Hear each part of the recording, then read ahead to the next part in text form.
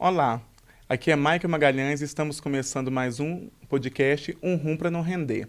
No último dia 6 de outubro, 17.595 pessoas saíram de casa para dar seu voto de confiança para o meu convidado de hoje. É com muita honra que hoje estamos recebendo o vereador eleito Pedro Rousseff. Pedro, muito obrigado pela sua presença. É uma honra receber você em nosso podcast. Muito obrigado, Maicon. A honra é toda minha. Vamos começar? Vambora. Está preparado? Super preparado. Vai responder todas as perguntas? Todas, vambora. Não esperava menos de você. Pedro, conta um pouco para os nossos telespectadores quem é Pedro Rousseff, né? Eu imagino que a maioria que está nos vendo e ouvindo já sabe, mas né, vai que tem algum despercebido por aí. Pedro é um jovem de 24 anos que agora virou recém-vereador eleito, mas acima de tudo é um jovem com muita garra e muita energia para poder fazer diferente na política. Eu sempre cresci ouvindo de que a política não é lugar para a gente jovem. E eu sempre fiquei intrigado com isso. Pô, como que não é lugar para a gente jovem, sendo que a gente tem tanta energia e tantas ideias novas? E eu nunca aceitei isso.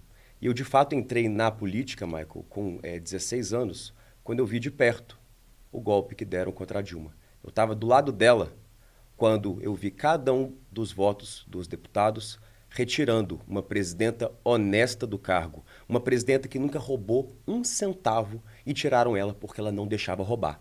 E tudo que nós vivemos hoje no Brasil é por conta disso.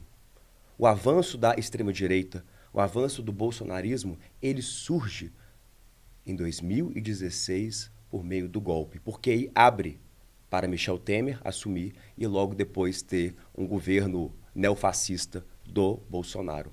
Então, a minha caminhada política, ela começa de fato em 2016. Eu com 16 anos, ao lado dela, vendo tudo isso e me perguntando, mas está certo isso? Está certo a sacanagem que os políticos conservadores estão fazendo com a primeira presidenta mulher desse país? E é por conta dessa vontade que eu, de fato, entrei na política para, acima de tudo, ser alguém combativo, que tem posição e não deixa essa extrema-direita, que quase destruiu o Brasil, passar para cima da gente agora. E com 16 anos você já tinha essa consciência política?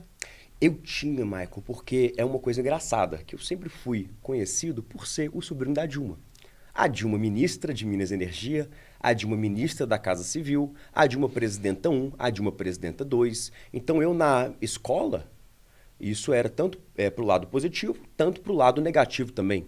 Por isso que a gente vai criando uma carcaça, né? Vai criando uma proteção assim de tudo que eu ouvi durante os últimos anos, os ataques. E é por isso que eu chego agora com 24 anos muito resistente e já muito bem preparado para como que a gente age em relação a esses extremistas. Compreendo. O fato de você estar sendo eleito agora pela primeira vez, com 17.595 votos, é uma responsabilidade muito grande. E você leva um nome de grande importância. Você sente, eu não vou falar nem peso, mas qual a responsabilidade social, talvez, de ser sobrinho da Dilma? Você não tem receio de você deixar de ser o Pedro vereador para passar a ser apenas, não apenas, mas o sobrinho de Dilma Rousseff? Olha, hoje a Dilminha, e sempre foi, a minha maior conselheira, sabe, Michael? E ela sempre esteve ao meu lado, me guiando, mas a coisa engraçada dela é porque se as pessoas acham que a Dilminha é brava, só pela TV, pelo que elas viram dela, pessoalmente a Dilminha, com a família, vocês têm que ver como que ela é. Bem mineira. É muito rígida, mas tem que ser assim mesmo. Tanto que a nossa caminhada foi uma caminhada com a parceria dela, com os conselhos dela, todos os dias, todas as semanas, mas ela deixou muito livre para a gente caminhar sozinho, que é uma grande diferença. Tudo aquilo que a gente conquistou em Belo Horizonte, a votação, é pela participação dela, mas muito pelas nossas lutas. Então, a Dilminha sempre falou comigo, Pedrinho, você tem que ter o seu brilho próprio. Vai lá e voa, parte para cima. E é isso que eu venho fazendo. Aquela coisa bem mineira de não dar o peixe, mas ensinar a pescar. Exatamente. Né, suas próprias conquistas. Gente, eu estou um pouco emocionado com a presença do Pedro, porque, para vocês que me acompanham um pouco da minha trajetória, eu sou jornalista e tenho muito orgulho de dizer que eu cheguei a ter um diploma de comunicação social pelo Instituto Newton Paiva, graças a algo que se chama FIES, na época administrado pela então presidente Dilma. Então, eu me sinto muito emocionado de ter você aqui, compartilhar com você essa história. Além de mim, imagino quantos milhares e milhares de brasileiros, né? Ô Pedro, vamos falar um pouco sobre a sua votação, né? Foram 17.595 votos, como eu falei anteriormente. A sua campanha, ela foi marcada por muitos tumultos, perseguições, né? Quem te acompanha nas redes sociais pôde perceber isso. Então, eu imagino que esses 17.595 votos não foram fáceis. O que você pode dizer para a gente? Como que foi isso para você? Qual a leitura que você faz dessa trajetória, dessa caminhada política, da sua campanha? Olha, Michael, a nossa campanha foi muito atacada, mas é por um motivo, porque a gente fez barulho. Se a nossa campanha tivesse percorrido sem grandes problemas, a gente estaria errado, porque a gente não estaria incomodando a extrema-direita. Como nós incomodamos, e muito, eu recebi 4 processos. Eu estou nas costas com quase 120 mil reais em processos que eu tenho que pagar para uma pastora bolsonarista e 2 para o Nicolas Ferreira. Porque eles acham que eles têm uma liberdade de expressão para eles exprimirem palavras e ações golpistas, homofóbicas, racistas, preconceituosas, e isso para eles é uma liberdade de expressão. Mas quando eu faço uma denúncia contra eles, aí eles têm que me calar, que me processar, pedir multas de 30, 40 mil reais e pediram também, Michael, a retirada das nossas redes sociais. Eu acompanhei. Logo eles que prezam pela liberdade de expressão. Mentira. Mentira. Eles são ditadores. E é por isso que a eleição do segundo turno aqui em Belo Horizonte é tão importante. Esse Bruno Engler é um ditadorzinho. Cria do fascismo. Cria do Bolsonaro. Então, assim, tudo que eles prezam, ou dizem que prezam das liberdades, quando eles se veem frente a frente com opositores, eles perseguem. No governo Bolsonaro, você vai lembrar que eles criaram o que foi chamado de ABIN paralela, que é como se fosse um grande esquema de investigação dos opositores ao governo Bolsonaro, que foi feita para poder perseguir as pessoas, tanto nas redes sociais, tanto investigações. Então, a nossa luta em Belo Horizonte é para manter a democracia e tudo aqui de forma, no mínimo, razoável. Porque o que a gente tem hoje são 2 opções. O Fuad, que, de novo, não é do meu partido, não é do PT, mas ele representa hoje o movimento democrático, que é aquilo que o presidente Lula prezou na eleição dele, de 22. E, do outro lado, a gente tem o Bruno Engler, que representa o bolsonarismo na veia. Tudo aquilo que destruiu o Brasil, aumentou o desemprego, aumentou a fome. No governo Bolsonaro, eram mais de 35 milhões de pessoas na extrema pobreza, passando fome. E tudo aquilo que eles fizeram com o Brasil, eles querem fazer agora com Belo Horizonte. Só para ter mais uma informação, o Bruno Engler falou nessa semana que ele vai acabar com o recurso público do Carnaval de Belo Horizonte. Que isso, na prática, significa acabar com o nosso Carnaval. Porque hoje, 95% do Carnaval de Belo Horizonte é recurso público, que, no caso, é muito bem investido. A gente foi colocado pela BBC, que é a maior revista inglesa, e talvez a maior revista do mundo. Belo Horizonte foi colocado como a capital do Carnaval mundial. Faz parte da nossa cultura. Faz os bloquinhos, as pessoas saindo de forma livre na rua. Então, assim, mas tudo isso depende, sim, do apoio do poder público. E quando o Bruno coloca o fim desse apoio público, é de fato o fim do Carnaval em BH. Compreendo. Você falou algo muito interessante, e eu gosto muito dessas reflexões. Você falou liberdade de expressão, né? A liberdade de expressão, ela tem limite? Com certeza, com certeza. Quando que há esse limite? Quando você infringe a outra pessoa. Quando você faz um ataque racista, não é liberdade de expressão, isso de forma nenhuma. Crime. É crime. Isso aí tem na lei, é penalidade. Então, eles não podem, igual o Nicolas subiu na tribuna com uma peruca, cometendo, sim, um ato transfóbico. Contra a deputada Érica Hilton. Também, isso é outro caso. Contra a própria Duda. O Nicolas hoje responde a 2 processos por transfobia contra a Duda. Então, assim, a tal liberdade de expressão tem limite. E a lei serve para isso, para ser cumprido esse limite. Quando a sua fala ataca a honra, a dignidade de outra pessoa, não é mais uma liberdade. E aí tem que ser punido, sim. É um crime. É um crime. Perfeito. Pedro, o que os seus eleitores podem esperar do seu plano de governo nesses próximos 4 anos que estão vindo aí? Quais são suas prioridades para esse plano de governo? Michael, tanto os meus eleitores, tanto a população de Belo Horizonte pode esperar com muita certeza um vereador combativo, um vereador que não descansa enquanto a gente não deixar Belo Horizonte nos trilhos. Porque a extrema-direita conseguiu eleger uma grande parte da nossa bancada da Câmara.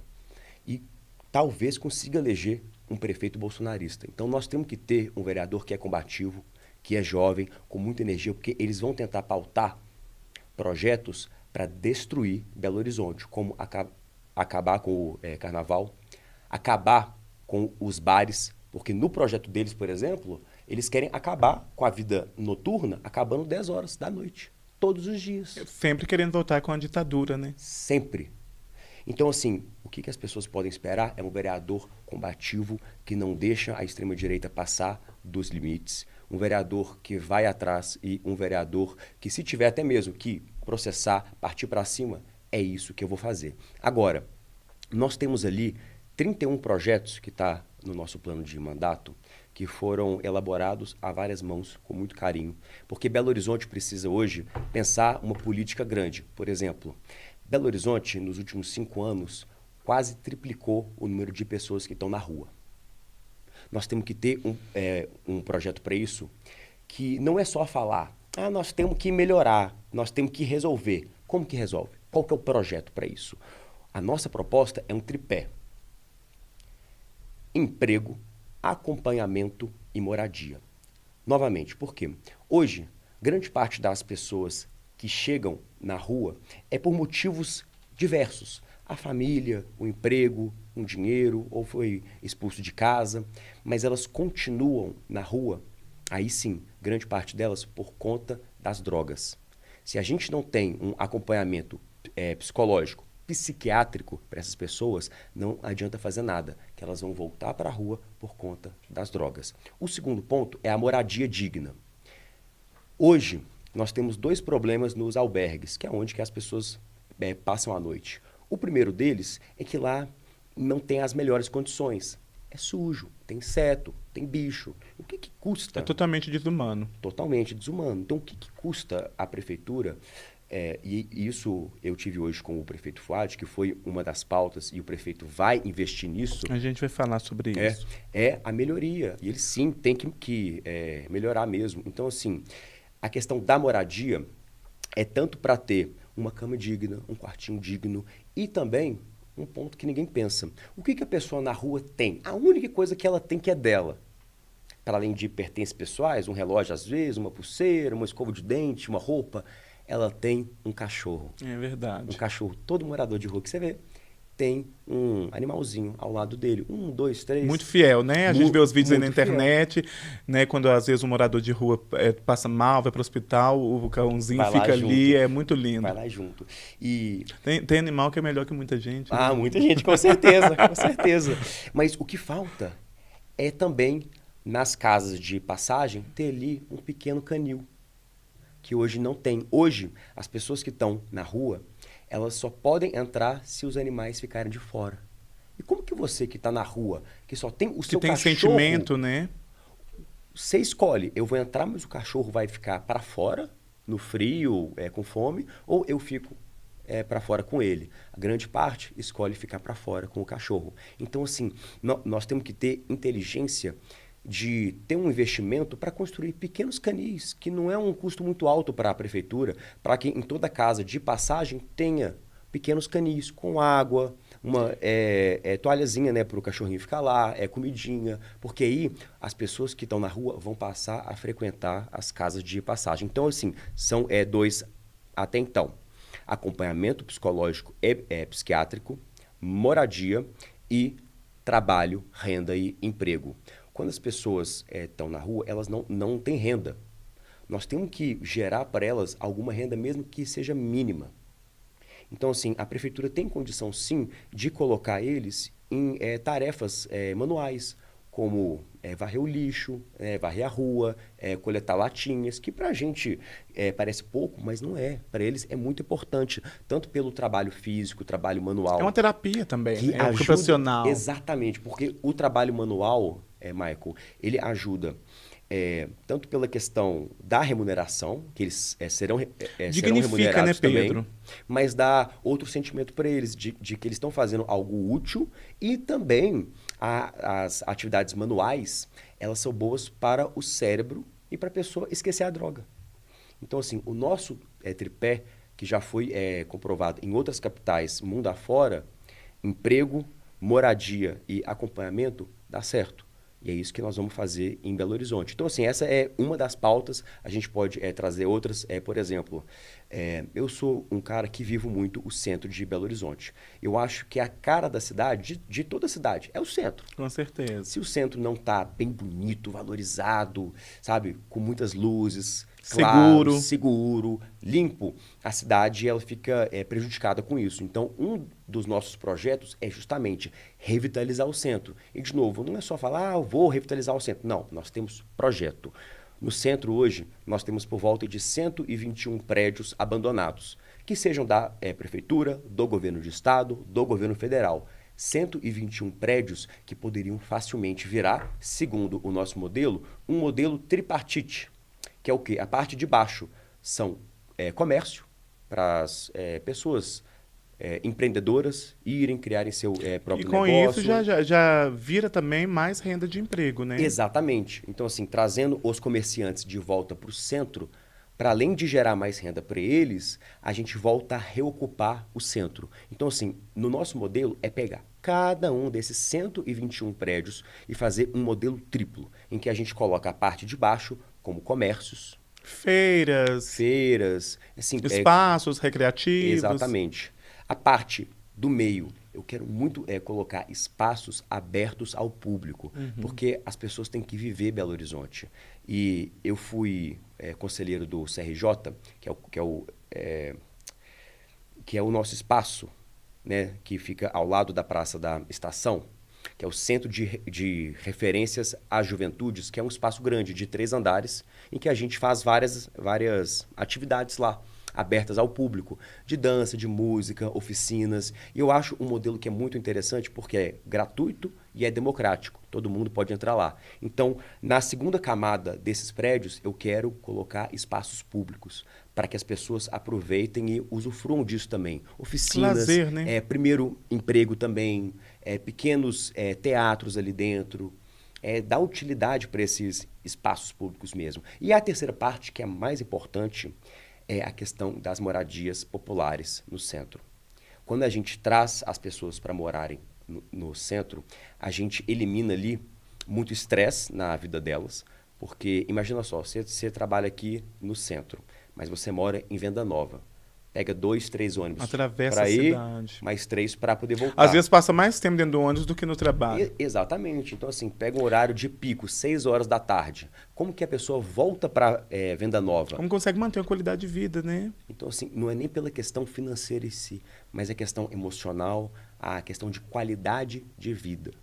Então, quanto mais pessoas, para mim, morarem no centro de Belo Horizonte, melhor. Então, o nosso último modelo é colocar moradias populares nos últimos andares de cada um desses prédios, para que mais pessoas morem perto do centro, para que tenham mais qualidade de vida e também menos gastos financeiros. Porque a pessoa que mora aqui, ela geralmente trabalha também por aqui.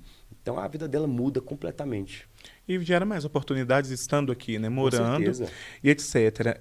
Ô Pedro, você falou algo super interessante, que foi a questão, esse olhar mais sensível em relação aos animais das pessoas que vivem em situação de rua. Esse olhar seu tem a ver com um gancho específico do morador, da pessoa em situação de rua, ou no seu plano de governo você também já pretende ter esse olhar para a causa animal, de proteção aos animais de maneira geral? Não, isso aí... Nós temos as 31 ideias e 5 delas são referentes às causas animais. Porque, de novo, Mesmo que não estejam condicionadas diretamente com a pessoa que está em situação de rua. não. Isso aí é um projeto à parte. Por exemplo, uma coisa que a Turquia fez, por exemplo, que deu muito certo, é castração em massa. Porque, assim, nós vemos em Belo Horizonte e em outras capitais também, muitos cachorros tipo, na rua. A gente consegue fazer uma política para poder acolher, tratar e doar, mas custa muito caro e a demanda disso, de pessoas aceitando pegar esses cachorros, ela é pequena para o tanto de oferta de cachorro na rua que tem. Então, assim, uma política a longo prazo, de fato, é castrar o máximo possível, porque aí a gente faz com que eles não se reproduzam, né, digamos assim, e fiquem na rua. Então, dando esse cuidado a mais, é até mais saudável para as próprias fêmeas ou para os próprios machos, né, que forem castrados. Porque já é comprovado que a fêmea, por exemplo, ela se mantém mais saudável, tem menos risco de morrer, por exemplo, porque várias cachorrinhas morrem quando engravidam, não tem um auxílio ali e acabam morrendo, né, enquanto tem os filhos. E são muitas doenças uterinas, né? Exatamente. Outro ponto é da própria lógica dos hospitais veterinários. A gente tem hoje 2 que são da prefeitura e são de forma gratuita. A gente pode muito bem criar mais um, criar mais 2, porque da mesma forma que as pessoas, elas também precisam desses hospitais para elas, né, o SUS, os postos, eu acho que os animais também precisam. Com certeza. Todo ser vivo merece respeito, Todo né? ser vivo, exatamente. Ô Pedro, quem quiser acompanhar um pouco, já aproveita e já fala do seu Instagram, que com certeza tem muita coisa do seu plano de governo lá, que não vai dar tempo da gente falar aqui, mesmo. Que é muita coisa. Você pode passar seu Instagram? Meu Instagram é @PedroRoussef. ROUSSEFF. Sem erro, viu, gente? Aproveita e já anota, já segue lá. Ô Pedro, você fala muito nas suas falas, né? Você levanta muito essa bandeira, você fala muito o nome extrema-direita. Né? Eu acho que a gente entende muito bem o que você quer dizer. E extrema esquerda? Existe extrema esquerda? Olha, eu acho que, de um ponto de vista político, lógico, assim como existe a extrema esquerda, existe também a extrema esquerda. Eu não consigo avaliar...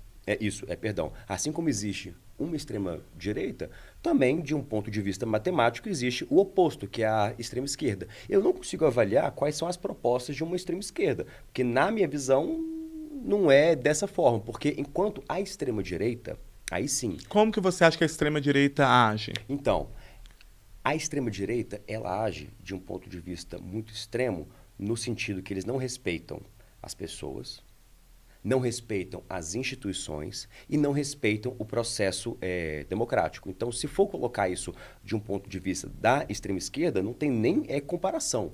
Por isso que a extrema direita é tão grave, porque tudo aquilo que a gente construiu a duras penas no Brasil democrático, quando a gente sai de uma ditadura militar, ao longo de 20, 30 anos, nós estamos ali tentando construir a nossa recém-democracia com instituições tentando ser fortes, STF, judiciário, legislativo. A extrema-direita, ela quer derrubar tudo isso, quase que para voltar uma ditadura militar.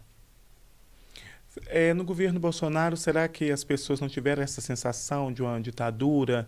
Será que no governo Bolsonaro, no seu ponto de vista, talvez... Você acredita que o governo Bolsonaro foi um retrocesso social? Totalmente, totalmente. E a gente fala isso e vê, não é nem pelo que eu acho, mas pelo que eu vi e o que as pessoas viram.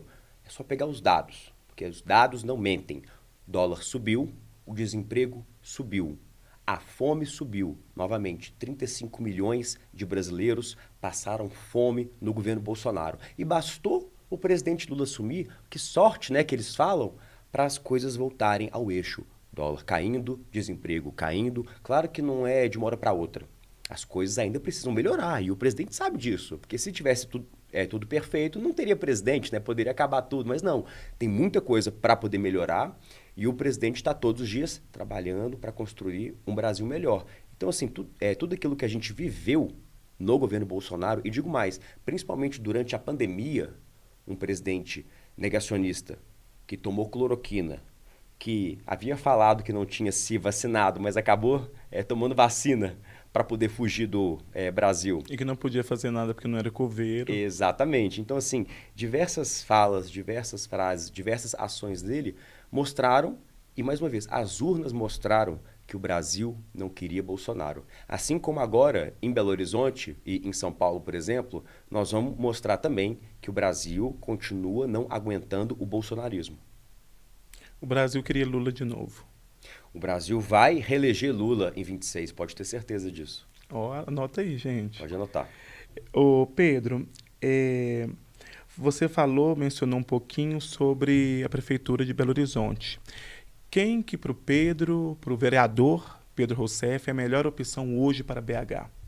Com certeza, o prefeito Fuad Noman, que mais uma vez não é do meu partido, mas ele representa hoje o campo democrático. Porque a outra opção, a gente tem que sempre lembrar, para você que está pensando em não ir votar, está pensando em votar branco porque não gosta do Fuad, eu quero só te lembrar de uma coisinha muito básica. De um lado, a gente tem o Fuad, que ajudou a eleger o presidente Lula em 22, e do outro lado, a gente tem o Bruno Engler. O Bruno Engler, ele é o candidato do Bolsonaro. Ele é o candidato do Nicolas Ferreira, do Pablo Marçal, do Cleitinho. Só gente boa. Só gente boa. Então, assim, para você que está em dúvida, veja muito bem.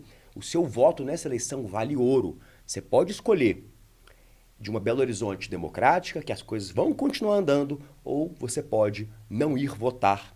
E aí, por isso, o seu voto vai ir para um candidato extremista que vai destruir Belo Horizonte. É muito importante, né? Ter essa consciência eleitoral que, infelizmente, muitas pessoas ainda não têm, né? Ô Pedro, eu particularmente eu moro em Contagem, né? Vivo em Contagem, trabalho em Contagem. E lá em Contagem, a Marília Campos, ela foi a prefeita mais votada do PT no Brasil. Contagem é a região metropolitana de Belo Horizonte, né? Milhares de pessoas moram em Contagem, trabalham em Belo Horizonte, ou vice-versa, né? Moram em Belo Horizonte, trabalham em Contagem. Como que você vê essa vitória da Marília Campos em Contagem? A Marília, Michael... Esse sucesso nas urnas, na verdade. sucesso... Mais do que vitória, que já era esperado, foi essas... Eu não falo surpresa, mas é essa vitória mesmo, esse sucesso nas urnas nessas últimas eleições. A Marília, vale bem lembrar, ela é prefeita pela 4ª vez. Quer dizer que Contagem aprova e gosta muito da Marília. E tem muitos motivos para isso, porque a Marília, ela é um caso exemplar. De novo, ela cuida da maior cidade governada pelo PT do Brasil inteiro.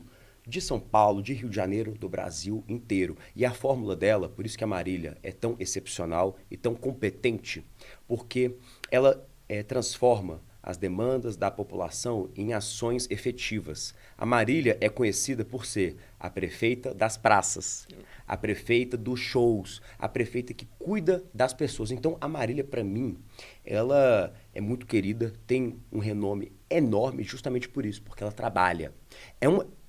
É uma prefeita, Michael, que, inclusive, durante a campanha, as pessoas viam ela na rua pedindo voto. Tipo, a Marília sozinha, assim, aqui, gente, vota em mim, vota em mim, vota em mim. Então, a prefeita de Contagem, na rua pedindo voto, não era em comícios, no carro passando assim, não. Cercada de uma redoma de vidro, né? Tava na rua mesmo com as pessoas. Na rua, foi na porta, nas paradas de ônibus, foi em tudo, qualquer lugar. No metrô, várias vezes, de madrugada. Exatamente. Então, assim, a Marília é um grande exemplo, porque ela, até mesmo, Marília é um grande exemplo pro PT. Uma prefeita que mostra que com um discurso moderado, você conquista as pessoas. Porque o voto para prefeito é um voto muito difícil. Você tem que conquistar metade da população mais um. Marília teve mais do que isso, 62%, 63%. Então, conquistar o voto da maioria não é só um discurso ideológico. Muito pelo contrário, um discurso moderado em que engloba os desejos e os anseios da população inteira. E é isso que a Marília fez com muita firmeza e muita coragem. Será que ainda teremos Marília como governadora do nosso estado? Não sei. Quem sabe, Quem sabe, né? Vamos falar um pouco, Pedro, apesar que estamos em Belo Horizonte, mas esse assunto diz respeito a todos nós, sobre as eleições em São Paulo, né? Qual a leitura, primeiramente, geral que você fez desse cenário em São Paulo? Foi algo muito agressivo, né? Principalmente as atitudes do Pablo Marçal, teve a questão da cadeirada do Datena e tudo, uns levaram na brincadeira, outros viram como isso é agressivo. Na verdade, né, eu mesmo como eleitor, eu vejo isso, como cidadão, eu vejo isso como um golpe à democracia. Aquilo ali era uma agressão à democracia. Mas eu quero ouvir de você. Como que você avalia esse processo eleitoral da Prefeitura de São Paulo, principalmente na figura do Pablo Marçal, que foi... Ele atacou bastante, né? Eu não estou levantando bandeira para A ou para B, mas como que você vê isso? Eu estou focando isso porque isso é assunto nas redes sociais, as atitudes do Pablo Marçal, as fake news, os atestados falsos e ainda aquela instigação com o Datena, não que a gente defenda a violência, mas como que você vê, de maneira geral, esse cenário político em São Paulo com ênfase na pessoa de Pablo Marçal? O Pablo Marçal, Michael, ele é um meliante. Simples assim. A vida inteira dele, ele foi especialista em roubar e enganar as pessoas. Não é à toa que ele tem uma condenação de roubar banco, de também enganar velhinhas por meio de golpe. Sabe quando a sua avó recebe aquela ligação fake do banco? Não, senhora, é porque passa aqui a sua senha para mim, etc. Quem fazia isso e quem enriqueceu com isso foi Pablo Marçal. A gente vê a história de cada pessoa pelo que ela fez. Então, para um cara que foi condenado por isso, você acha que ele ia ter alguma outra opção nessa candidatura dele, se não levar para esse extremo? O Pablo Marçal, esse sim, representa tudo que há de pior na política brasileira. Então, graças a Deus que ele não passou para o segundo turno. Agora, isso para os bolsonaristas é muito perigoso, porque mostra também que o Bolsonaro já não tem tanto poder assim. Porque o Pablo Marçal não foi apoiado por ele. É isso que eu ia falar. Eu acho que ele mesmo caiu com o próprio golpe, né? Porque ele acreditava muito no apoio do Bolsonaro. E o Bolsonaro veio a público, deixou muito claro que o Pablo Marçal não tinha esse apoio da parte dele. Exatamente isso. Agora, isso é um golpe grande contra o bolsonarismo, porque eles apoiaram o Nunes, mais ou menos, apoiaram o Marçal um pouco ali. Então, São Paulo está numa situação muito difícil e é por isso que eu estou em campanha também para o Boulos, porque o Nunes ganhando representa também o bolsonarismo ganhando. E sempre quando envolve esse lado, nós temos que estar do lado oposto. Totalmente oposto. Totalmente oposto a isso. Compreendo. Vamos falar um pouquinho de Belo Horizonte ainda. Você mencionou um pouco do Nicolas Ferreira, né? O Nicolas Ferreira, ele é um deputado que ele tem uma personalidade muito agressiva, né? Talvez até antidemocrática no meu ponto de vista. Você acha que a gente pode dizer que o Nicolas Ferreira é o retrato do que você sempre chama de extrema-direita? Com certeza. E, novamente, o Nicolas, ele era vereador em Belo Horizonte. Ele começou a carreira política dele sendo vereador aqui. É só para a gente mostrar a importância que os cargos, tanto em Belo Horizonte, mas principalmente em Minas Gerais, têm. Porque, de novo, Michael, Minas Gerais é o segundo maior estado do Brasil. Por isso que essas eleições a prefeito são tão importantes. Porque caso o Bruno Engler seja eleito, isso aí pavimenta o caminho para a extrema-direita eleger um governador em 26 e dá mais força ainda para o candidato deles à presidência ganhar. Então, o Nicolas hoje, junto do Marçal, representa aquilo que há de pior na política brasileira. Racista, homofóbico, preconceituoso, que não respeita nem as instituições, nem o STF. Nem o STF. Eles estão agora fazendo um movimento nunca antes visto, que é pedir a cassação de um ministro do Supremo Tribunal Federal. Uma coisa assim que somente ditaduras fazem. Tanto que um dos planos do Bolsonaro, antes de sair da presidência, era simples. Nós vamos empichar todos esses ministros para a gente colocar novos ministros indicados por mim. Então, o Nicolas hoje, ele representa o neofascismo, mas ele encontrou, pelo mal dele, alguém que tem a mesma força e a mesma firmeza para combater ele. Não é à toa que o menino está me processando. 2 processos já. Processou meu pai para tentar me intimidar e não conseguiu. Então, agora, o Nicolas achou na cidade dele alguém que vai bater forte e vai bater muito nele. Você falou algo interessante, homofóbico, racista, machista. Como que você acha que um cidadão, um parlamentar com esse perfil consegue ser um dos deputados mais bem votados do Brasil? Porque o público dele é grande, né? O público dele é grande. Isso aí é inegável. O que a gente tem que fazer de fato? Você acha que talvez as pessoas não dê atenção para o que merecia dar atenção? Essas pautas sociais, porque eu acredito que a homofobia ela tem que ser uma pauta social. Sim. Eu não preciso ser negro para me ser contra Exatamente. o racismo. Porque, além de eu não ser racista, eu tenho a obrigação de ser, eu acredito, de antirracista. Então, será que as pessoas ficam um pouco cegas para isso? Você Michael, acredita? eu sinceramente acho que as leis no Brasil têm que ser cumpridas. Por exemplo, quando o Nicolas me veste uma peruca e faz um ataque transfóbico, ele tinha que ser punido por isso. Então, quando a gente coloca as leis para funcionarem, as coisas iam andar. Ataque homofóbico, ataque racista, transfóbico, tem que ser punido. Como não está sendo punido, as pessoas elas começam a achar que virou bagunça, que pode falar qualquer coisa, pode agir de qualquer forma, quando não pode. Então, a minha ideia é colocar as leis para serem executadas. Que é isso que o Xandão ele faz de uma forma ou de outra e eles acham ruim. A mesma questão do X, o antigo Twitter. Não cumpriram diversas decisões judiciais e o Xandão, STF, foi lá e cortou as asinhas. Voltou agora recentemente. Voltou né? agora recentemente, depois que cumpriram Regularizou. todas as determinações. Então, assim, no Brasil é só seguir a lei. É só seguir a lei. Se não seguir, a justiça vai partir para cima. E é isso que nós temos que fazer com o Nicolas e toda essa bancada que não respeitam a democracia.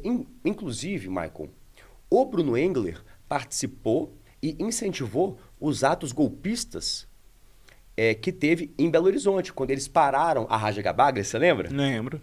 Pararam, pediram intervenção militar, que não aceitavam o resultado das urnas. O Bruno Engler, mais o Nicolas, apoiaram isso. Apoiaram. Então, como que um cara que apoia atos antidemocráticos, um cara que eu divulguei ontem nas redes sociais, falou publicamente que quem escolhe, quem ganha e quem perde as eleições é a justiça eleitoral, como que um cara desse, não é nem que, como que ele pode ganhar as eleições? Na minha visão, como que ele pode concorrer? Para mim, o Bruno Engler não deveria poder concorrer às eleições. Inelegível. Porque se ele fala, se ele duvida das urnas, se ele duvida da justiça eleitoral, que, de novo, elegeu ele com 650 mil votos, por que ele vai duvidar quando o presidente dele perde? Por que ele vai duvidar quando ele perder esse ano aqui? A justiça seletiva, né? Seletiva. Só quando me convem. Então, assim, quando eu ganho, não, a justiça Tá certíssimo. foi perfeita. Nota 1000. O código-fonte foi perfeito. Agora, quando o meu aliado perde, quando eu mesmo perco, aí não, aí teve fraude. Então, assim, para mim, se duvidou das urnas, duvidou do processo eleitoral, não pode concorrer. Perfeito. Tá, a sua campanha, como a gente falou anteriormente, ela teve muitas perseguições, né? Basta ter acompanhado nas suas redes sociais e muita coisa ainda está lá para quem quiser ver. Mas você sempre declarou, né, que a direita ela não parou e não vai parar com fascismo, fake news, a distorção, né, de notícias e até de falas. Você sempre falou isso como cidadão, como eleitor. Agora, como vereador eleito, como que você pretende dar fim nisso? Será que isso um dia vai ter fim? Eu não sei, Michael, se vai ter fim. O que eu sei é que eu posso atuar e bastante para combater eles. Então, eu vou te dar um exemplo aqui muito claro. A Câmara de Belo Horizonte passou uma lei que vai, na prática, expor dados e informações de mulheres que foram vítimas de abuso sexual. Como que uma bancada conservadora consegue articular isso? Porque nós, da esquerda, não conseguimos a votação para poder barrar esse projeto. Esse é um dos projetos que a extrema-direita conseguiu passar em Belo Horizonte. O outro projeto que eles conseguiram passar também é o Escola Sem Partido, que de fato e na prática censura os professores, para que eles não tenham, de novo, a livre expressão durante a aula. É como se quisesse apagar a nossa história. Exatamente. Então, assim, esses são dois exemplos muito rapidinhos, de 6 meses, que eles conseguiram passar, porque para a esquerda faltou voto. Hoje nós temos um bloco na Câmara de 10 vereadores. Dali, por volta de 20%, 25%, alguma coisa assim. Então, hoje, com essa votação, com esses novos parlamentares, nós temos condição, sim, de combater as votações que eles vêm para cima da gente, ao mesmo tempo que nós passamos ali projetos importantes também. Compreendo. Falando um pouco da sua atuação como vereador de Belo Horizonte, falando um pouco do governo Bolsonaro, a gente sente, por exemplo, que a comunidade LGBT, ela é como se ela voltou para as cavernas. Parece que a comunidade LGBT ela voltou para as cavernas do governo Bolsonaro e com o Lula no poder, com o presidente Lula, parece que ela voltou ainda recuada, né, retraída nisso. Então, foi notável o aumento dos casos de LGBTfobia, de ataques e tudo. Em Belo Horizonte, não só a comunidade LGBT, mas a esquerda ela defende, levanta as bandeiras das minorias. Comunidade LGBT, comunidade negra e etc. Como você, como vereador, você pretende ter um olhar para essas comunidades? Michael, você falou num ponto muito importante, porque quando a gente fala assim, apoiar e defender, eu sempre gosto de ter projeto por trás. Então, assim, hoje nós temos 2 casas de acolhimento a pessoas trans e travestis que foram vítimas de abuso, que foram expulsas, né, de casa. 2 casas. 2 casas que cabem ali 20 a 30 mulheres para Belo Horizonte toda é pouca coisa. Com certeza. Então, a gente expande isso com certeza. O segundo ponto, que é uma coisa muito interessante também, que eu vou levar diretamente para o Ministério da Saúde.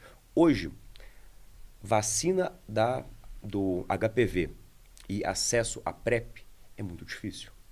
É muito difícil. Nós temos que arrumar meios de facilitar. Porque a pessoa que busca, ela já sabe por que ela busca. Então, não tem por que ficar passando de um médico para outro, para outro, para outro, para outro. Eu já ouvi casos de ter que passar por 6 médicos, 6 laudos diferentes só para poder ter acesso a algo que é gratuito, algo que o SUS oferece. Então, nós temos que facilitar o acesso à vacina do HPV e a PrEP também, e a outros medicamentos, a outras soluções também.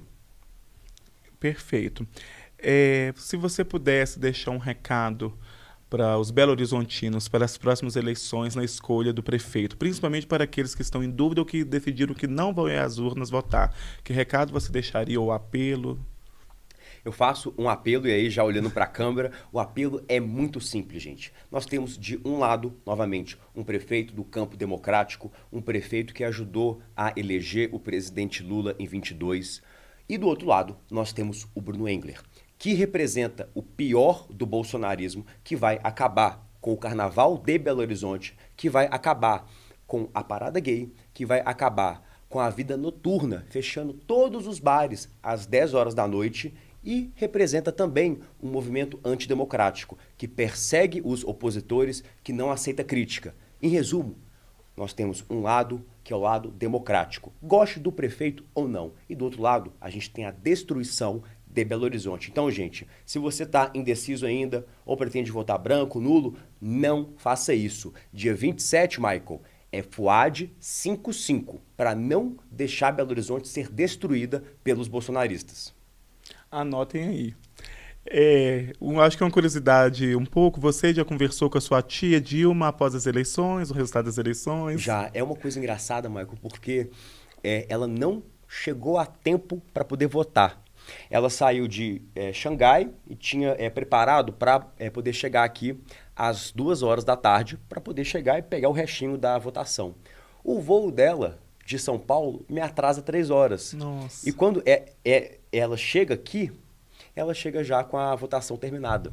Só deu tempo de comer um pão de queijo e beber um café. Exatamente. Então, assim, ela não conseguiu votar em mim, que foi uma tristeza, né? A gente foi eleito, graças a Deus, com a maior votação da história do PT de Minas Gerais, mas o votinho dela faltou ainda, mas nas próximas eleições vai ter com certeza. Com certeza.